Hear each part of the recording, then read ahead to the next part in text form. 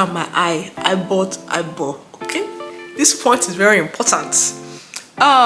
Make sure you get a contract. And in that contract, make sure they tell you every single thing that they're offering you.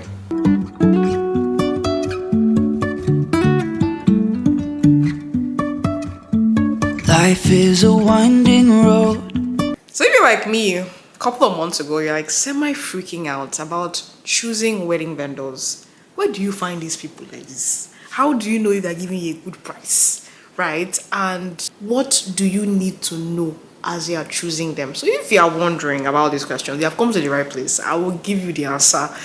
So this is from planning our wedding by ourselves with the help of a wedding coordinator. And so I'll be sharing some tips and tricks that will save you some money and save you some headaches as you're choosing your wedding vendor. So if that's what you're about, stick around. Okay, so vendors. The first one you want to make sure you nail down is your venue. Okay? Because every other vendor needs to know when the wedding date is, and you can't know that until you know when the venue has availability dates, right? So it all comes back to them. When choosing your venue, there are some things you keep in mind. First of all, what kind of wedding are you going for, right? So some halls or some venue halls have like, you can do both your ceremony and your reception in the same place. We had a Catholic wedding, so that wasn't really an option for us. We had to have it like in the church, within the four walls of the church, right? So but if you have the option to do it in one place, that will save you transportation time, and that time you can just take pictures or relax or do something else with your life. So keep that in mind. If you want to have both ceremony and reception in one place, then you need to look for a hall that has the ability to do that for you. Okay, now talking about halls, there are, well, two main kinds. I feel like, there's like a hall that is just a hall. This is a building that is designed to be an event center. That's what we used, right? Or you can go the route of having a hotel. That's what I actually wanted to do, honestly. I really did. I wanted to have like a hotel. So the hotel has halls, right?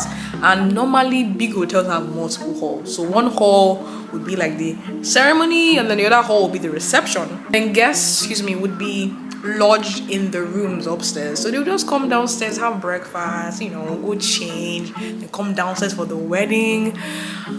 But the thing is, we also had a Nigerian wedding, right? And if you know anything about Nigerians, we like our food a lot, right? We like our spicy, delicious food. And hotels in the US don't really know how to cook this food. Some of them don't let you bring in outside catering. So yeah, like, how is this food meant to happen? So, but if you don't have all those requirements, you can, get a hotel that meets your budget. You can take pictures there. Like, you don't have to leave, and that saves you transportation.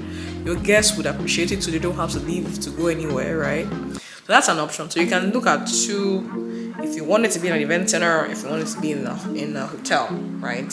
And hotels, they give you like add-on discounts. Like, for example, if you're having your wedding there, you might say, oh, we'll give you a discount on your guest rooms, or oh, we give you a discount on the catering that you use, or we give you a discount on the bartending service, right? So another thing to mention is that even as you're searching for a hall, like I know I mentioned earlier on in the series, if you're using a wedding planner, you might not need to do all this heavy lifting of like Googling hotel or like event center. They should be doing it for you. So these tips are mainly for those that, or it can actually help you, like if you want to have a vision of what you want.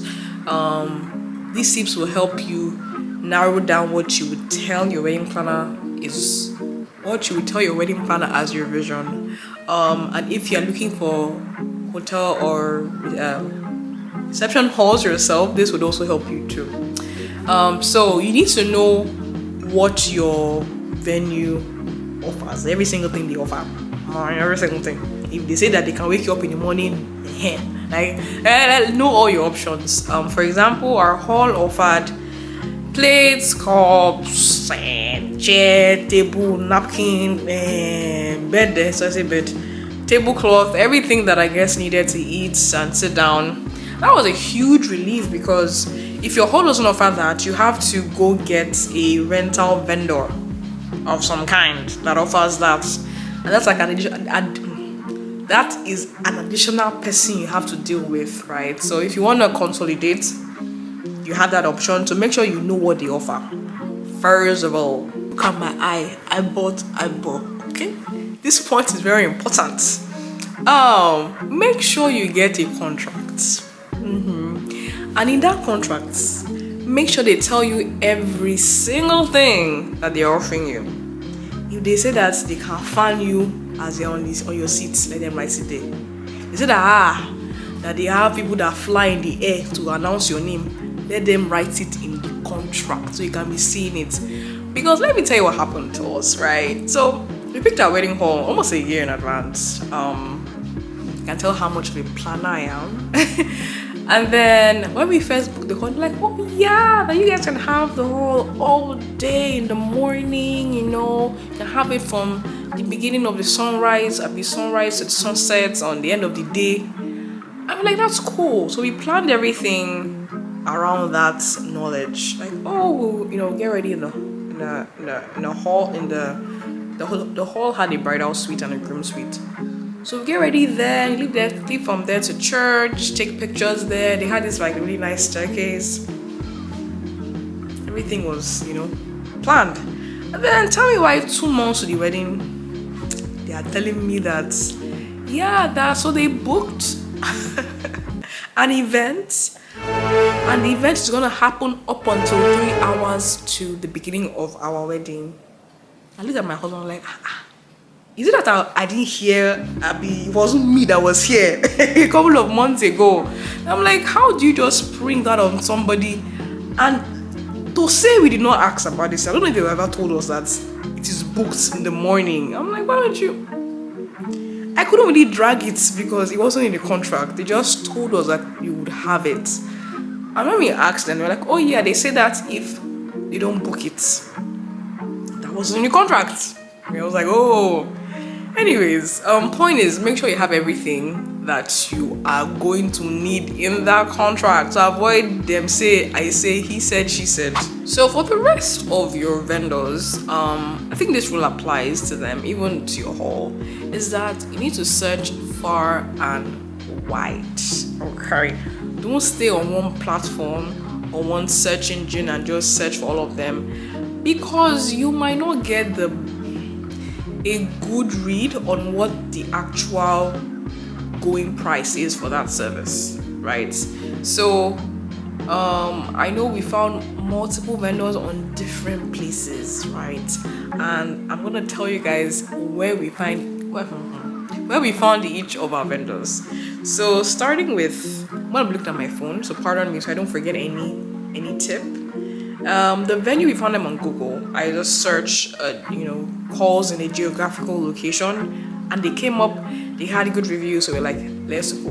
And they had like the vision that we're going for too as well.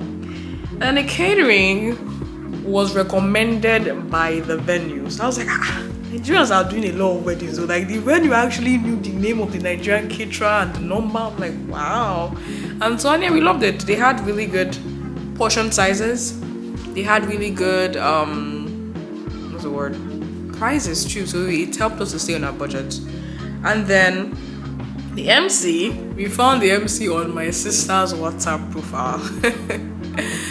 They went to like a wedding, and the MC was giving me good vibes. Like, he understood how to entertain a Nigerian crowd, and that was something important for us because most of our guests were Nigerians.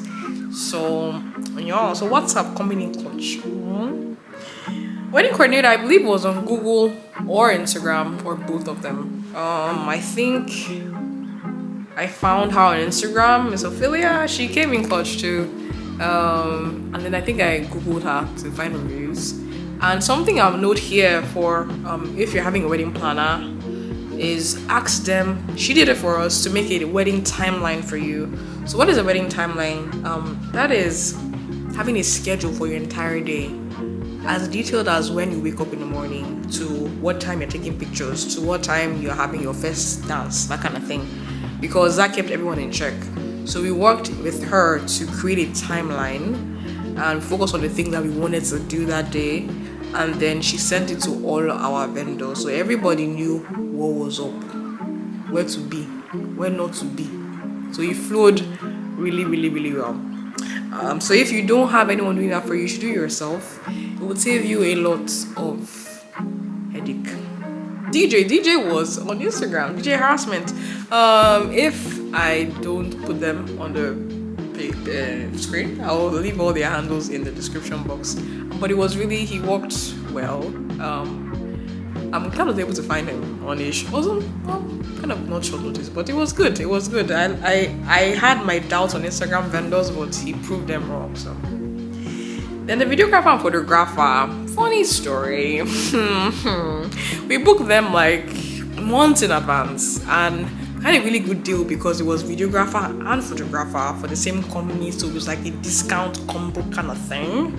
And then 2 months before the wedding, they were like, "Oh, sorry, we can't make it. Do you have a replacement?" They're like, "No, but they give us back the money." And I'm like, "Okay." Yeah. And so that night I went on Thumbtack, kid you not, and found a funny thing.